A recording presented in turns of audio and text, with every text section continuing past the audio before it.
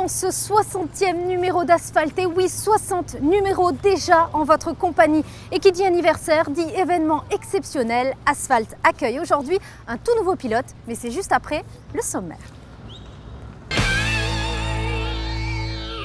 Dans ce 60e numéro, Asphalte célébrera son anniversaire en compagnie de U-Stock. En effet, la start-up nous rendra visite le temps d'une émission spéciale Audi. Vous allez voir que le jeune fondateur de cette société a un lien étroit avec l'automobile. Nous reviendrons sur l'Alpine Europa Cup, un nouveau championnat au calendrier GT FIA qui débutera début juin sur le circuit du Castellet. Et enfin, nous vous dévoilerons un concept car signé Peugeot. Instinct a été développé en partenariat avec la marque Samsung pour une connectivité embarquée.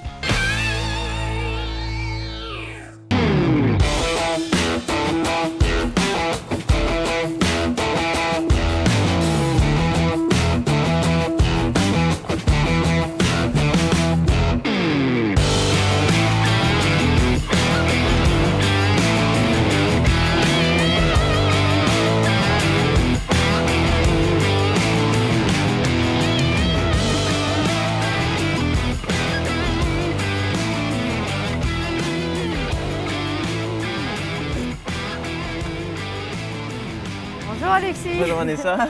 Bienvenue dans Asphalte. C'est un plaisir d'accueillir de nouveaux pilotes. Alors bienvenue parmi l'équipe. Merci à vous.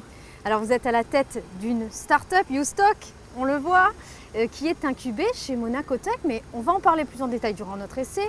Vous avez évidemment un lien avec l'automobile, évidemment. Exactement. Un petit mot peut-être sur ce bolide. Alors c'est la mascotte U-Stock. Ah oui, on le voit. Allez, alors le covering a été fait justement pour mettre en valeur le U-Stock. C'est une Audi A1 Quattro, très typée rallye, comme vous pouvez le voir. Alors tout est d'origine. Ça j'adore. Voilà.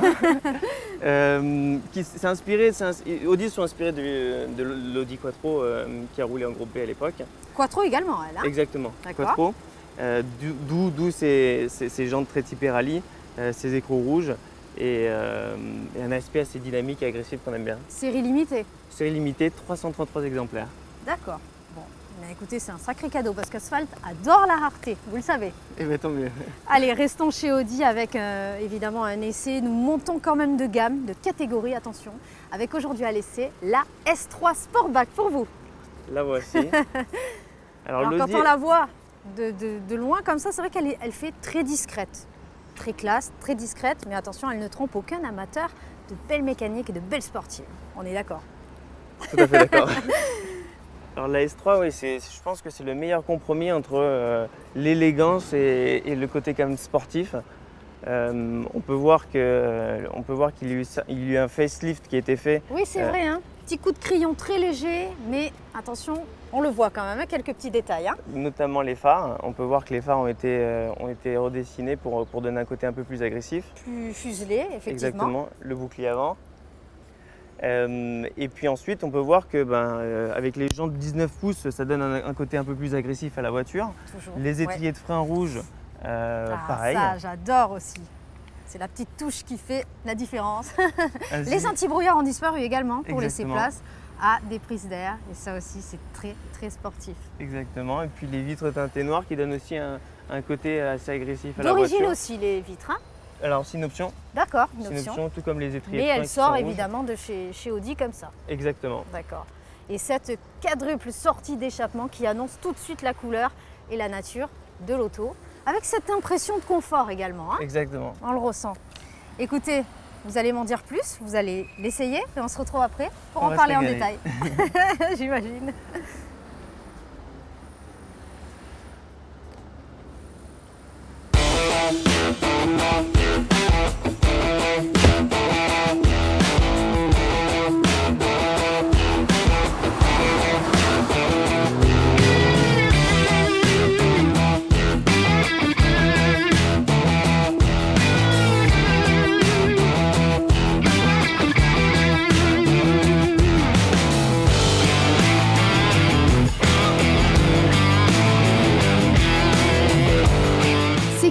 Mais pas vulgaire, pas plus extraverti que l'ancienne génération, l'Audi S3 Sportback incarne une toute nouvelle vision. Cossu, classe et résolument sportive, son léger restylage permettra à coup sûr de relancer les ventes du modèle phare du constructeur. Ces dernières années, le style de la marque Ozzano a le plus influencé les canons de la beauté automobile. Dans l'habitacle, pas de grands changements, la seule nouveauté réside dans l'apparition du Virtual Cockpit, ici de série. Cette instrumentation 100% numérique permet de profiter d'un tableau de bord totalement paramétrable. La qualité et finition allemande semble légèrement au-dessus de ses concurrentes avec des matériaux de qualité. Allez Alexis, avant de commencer cet essai, un petit retour en arrière. J'aimerais vous connaître un peu mieux, présenter le nouveau pilote que vous êtes dans Asphalt aujourd'hui. Alors, comme je le disais tout à l'heure, vous êtes à la tête d'une start-up, Ustock, spécialiste du stockage. Est-ce qu'on peut en savoir plus? Alors exactement, la start-up Ustock, c'est une société qui a été créée il y a à peu près 3 ans et qui propose des services de stockage pour les particuliers et les entreprises sur la Principauté et sa périphérie, donc de Menton jusqu'à Cannes. Et vous avez intégré, dans les premiers il me semble, Monacotech. Exactement, on a intégré dans le premier round de sélection, on a intégré l'incubateur Monacotech depuis octobre maintenant. Et tout se passe très très bien. L'apport de Monacotech est vraiment très appréciable pour le développement du stock. Alors j'ai cru comprendre que vous travaillez également avec de nombreux concessionnaires en Principauté, ça m'intéresse. Alors exactement, on travaille avec même la majorité des concessionnaires et même garages. Alors de quelle manière?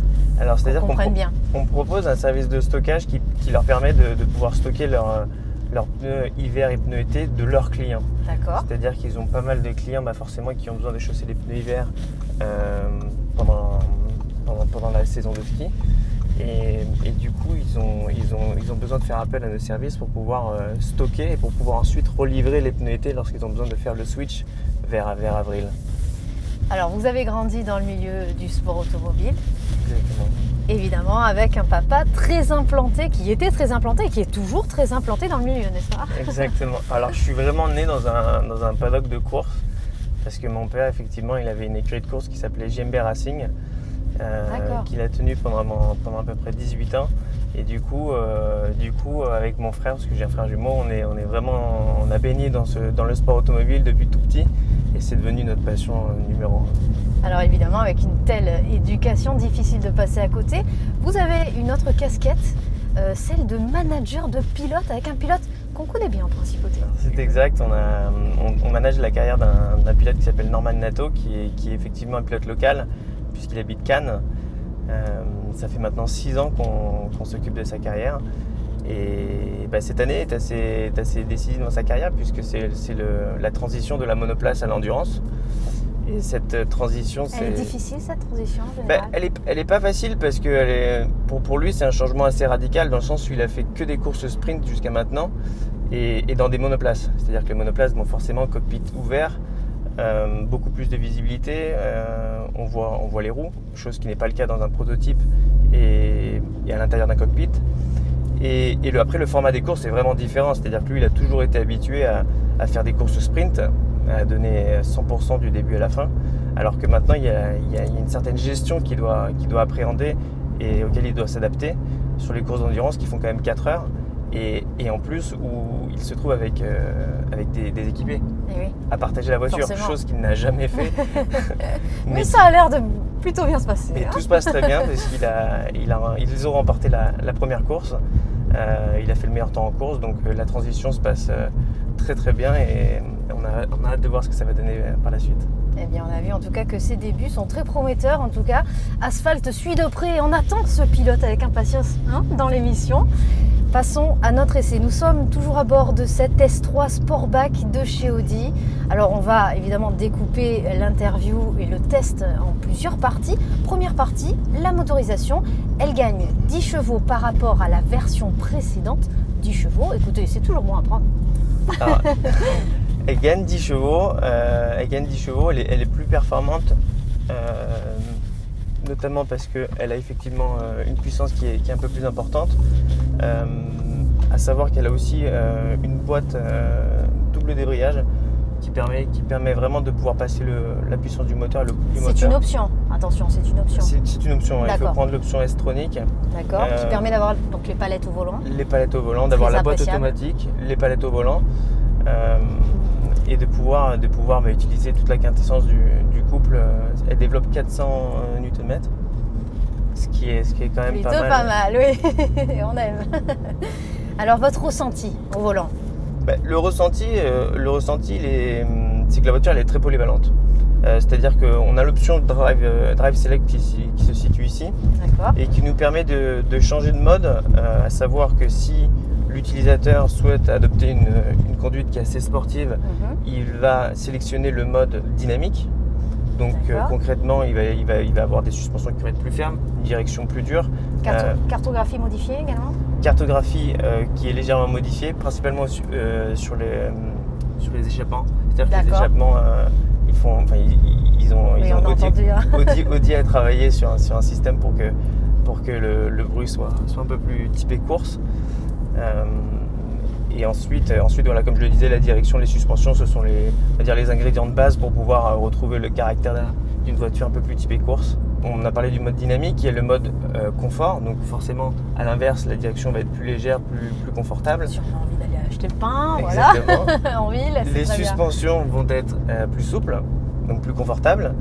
Et on va même avoir un mode qui s'appelle Efficiency et qui va être un mode pour pouvoir économiser de l'essence. D'accord. Donc à partir du moment où on relâche les gaz, la voiture se met au point mort et du coup on a roulé bon. D'accord, on a quand même un frein moteur.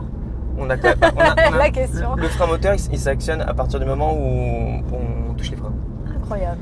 Et donc ça permet vraiment pour le coup d'avoir une consommation qui peut être extrêmement réduite. Et du coup, quand on parle de caractère polyvalent, c'est vrai que la voiture s'adapte à l'utilisateur au final. À tous les types de terrain. Oui. Exactement. Vous l'aurez compris, la motorisation offre une accélération franche et linéaire avec un 0 à 100 km/h en seulement 4 secondes 5. Ses performances sont notamment aidées de la boîte à double embrayage S-Tronic. Cette dernière offre des changements de rapport qui s'effectuent sans coupure de couple. Alors Alexis, vous qui êtes spécialiste des circuits, j'imagine que vous suivez de près ce nouveau championnat qui arrive, l'Alpine Europa Cup. Alors, et en plus, qui débute en juin et chez vous, au Castellet. C'est vrai que c'est un nouveau championnat qui va être intéressant, je pense, pour les gentleman drivers, puisque la voiture elle a un moteur position centrale, donc je pense qu'elle va être assez équilibrée, elle va être assez facile à emmener. Le deuxième gros atout de ce championnat, c'est qu'ils vont quand même sur des circuits qui sont magnifiques. On a vu au calendrier qu'il y avait le Castellet, bien sûr, il y avait aussi Spa-Francorchamps, le Nürburgring. C'est quand même des circuits, Dijon aussi. C'est des circuits qui sont mythiques, qui sont utilisés, excepté Dijon, qui sont utilisés quand même par la Formule 1. Donc très beau circuit, une voiture je pense très sympa à emmener. Je pense qu'ils vont faire un bon succès pour cette première année. Je leur souhaite en tout cas le meilleur. On connaît Alpine quand même pour leur qualité de conception de voiture. Donc je pense que les pilotes de championnat vont se régaler. Eh bien, sachez qu'à l'occasion du Salon de l'Auto de Genève, l'équipe d'Asphalt a eu l'immense honneur de rencontrer le fondateur du team Signatec Alpine. Il nous détaille cette nouvelle coupe qui risque bien de faire parler d'elle. Regardez. C'est en 2009, avec le championnat du monde d'endurance, plus communément appelé le Wake, que Signatec s'associe à Alpine. Cette écurie aux dimensions familiales trouve vite ses marques en mettant à contribution ses 28 ans d'expérience dans le domaine. À l'époque, j'avais l'ambition d'être pilote, d'être le nouveau Alain Prost que la nation française attendait. J'ai mis un peu de temps à réaliser que ça n'allait pas être le cas. Donc, trêve de plaisanterie, voilà, j'ai toujours été passionné de sport auto. J'ai piloté pendant plusieurs années en monoplace. J'ai créé Signatec parce que je voulais avoir une équipe qui m'apportait le meilleur des services. Une fois que je me suis rendu compte que je n'avais pas le niveau sportif qu'il fallait pour atteindre le haut niveau, j'ai mis des jeunes pilotes à ma place. Ça a tout de suite mieux fonctionné. On a fait beaucoup d'années de monoplace, plus de 25 ans, notamment en F3 où on a gagné plein de courses. Avec Renault notamment, plus de 34 victoires, la Coupe du Monde à Macao, Coupe d'Europe. Et puis en 2009, on a tenté l'aventure de l'endurance parce que Le Mans restait la seule encore belle histoire accessible à des artisans comme nous.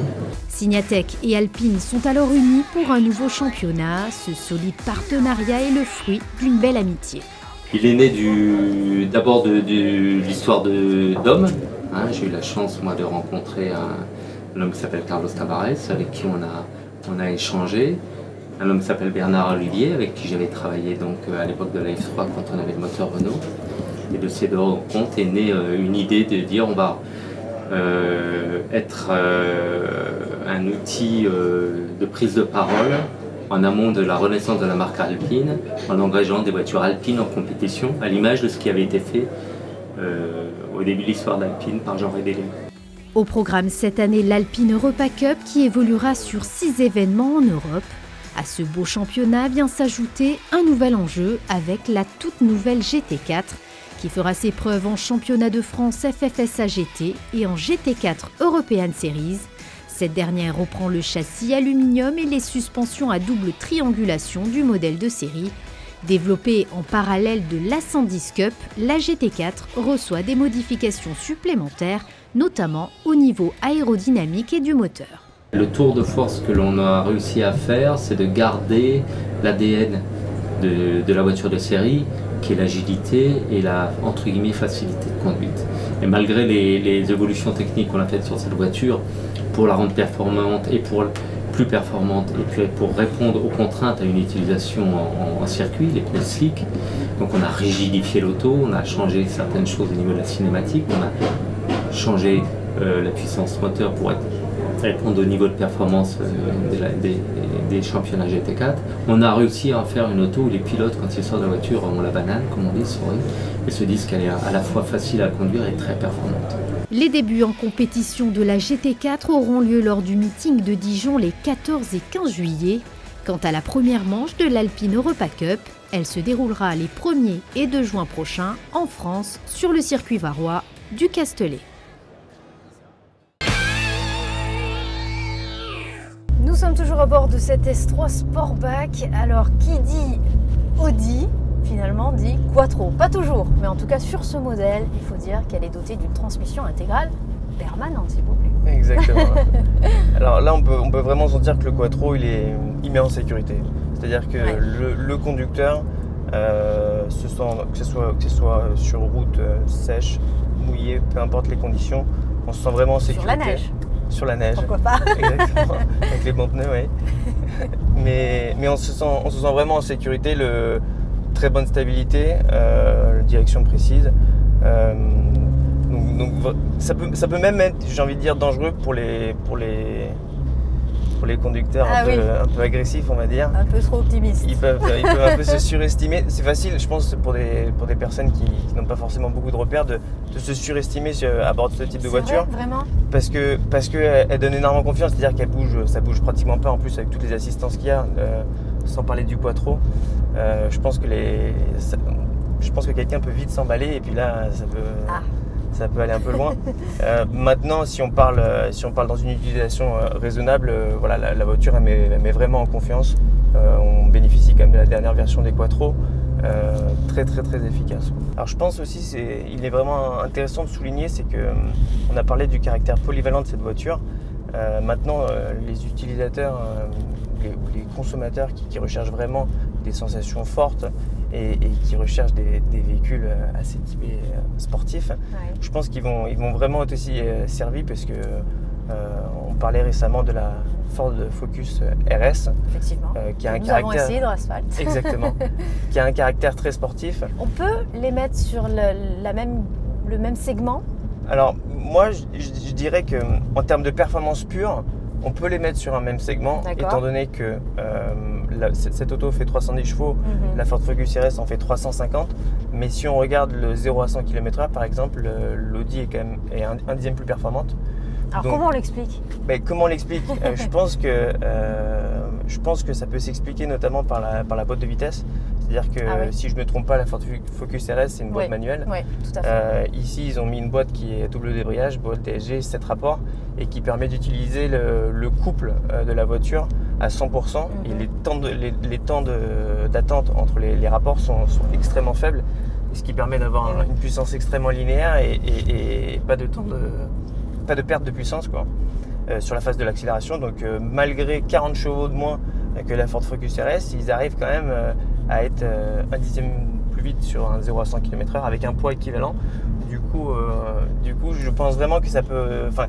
je pense vraiment que le caractère polyvalent de cette voiture n'est pas au détriment du côté sportif de cette fameuse ligne S-Line de Audi. Est-ce qu'on peut dire un mot sur les freins? Je sais que la dernière fois j'avais essayé la Ford Focus RS, j'ai été vraiment surprise par la dureté, si je peux me permettre, des freins.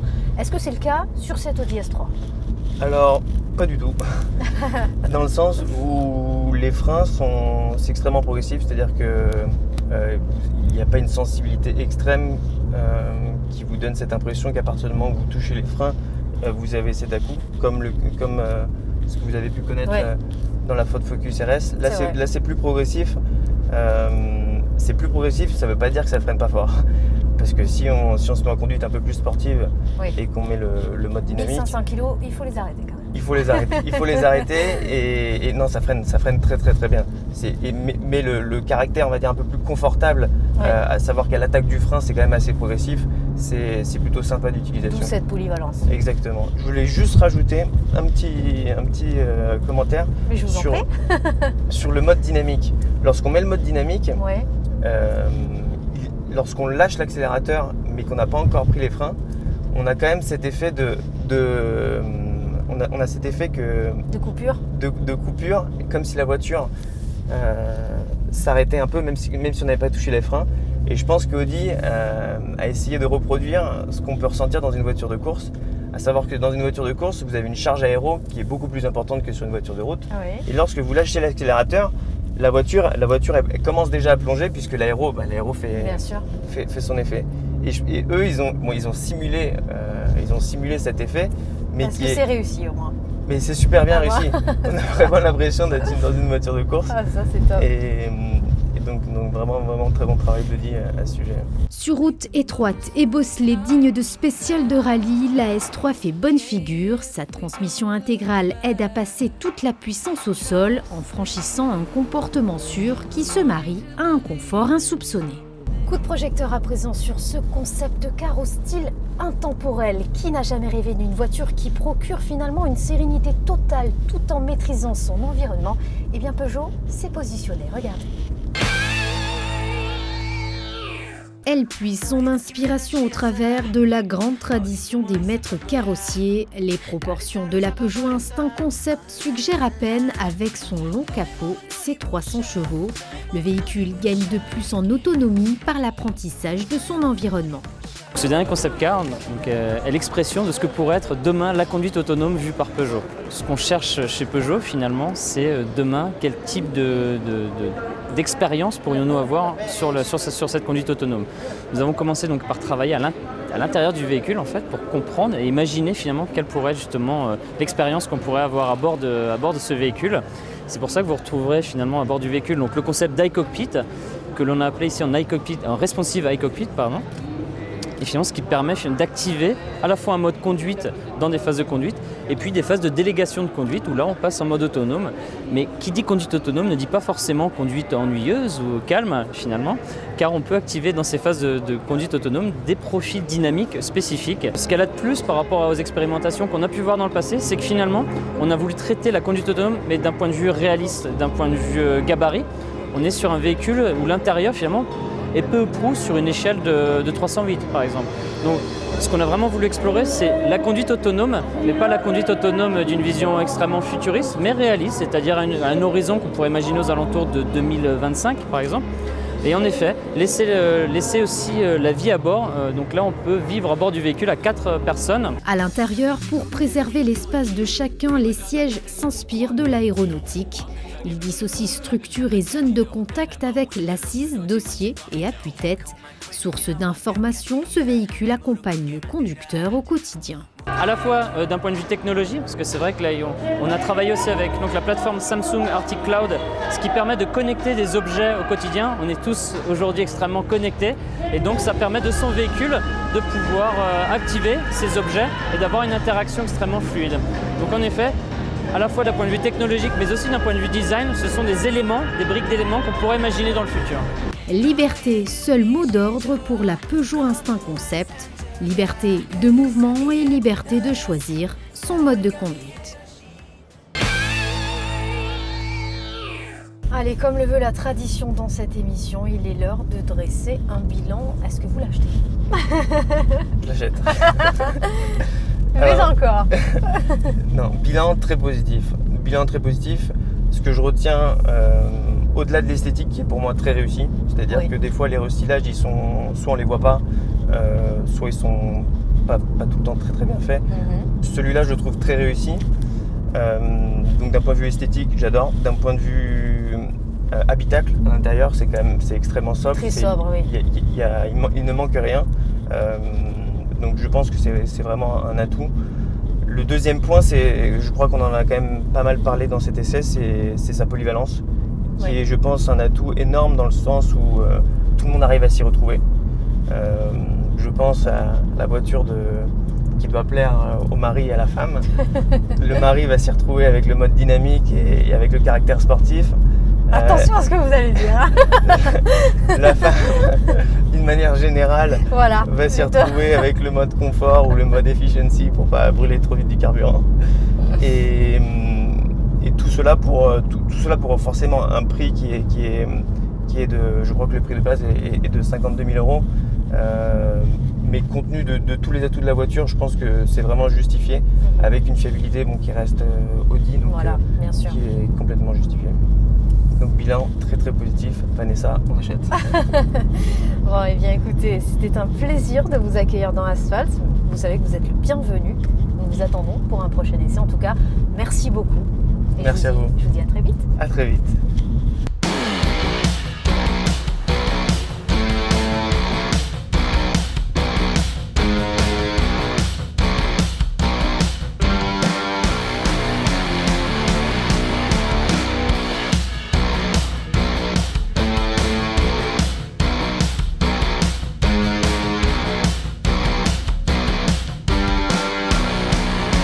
Audi se destine à ceux qui préfèrent la discrétion à l'affirmation statutaire, mais même si le look de cette compacte n'est pas vraiment tape à l'œil, elle se remarque dès le premier regard.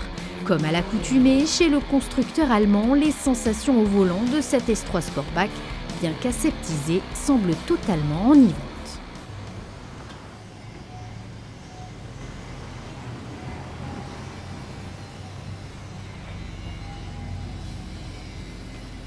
Et bien voilà, ce 60e numéro d'Asphalt se termine ainsi. Merci encore pour votre fidélité. On se retrouve le mois prochain pour découvrir toujours plus d'actualités automobiles en votre compagnie. Allez, à très vite.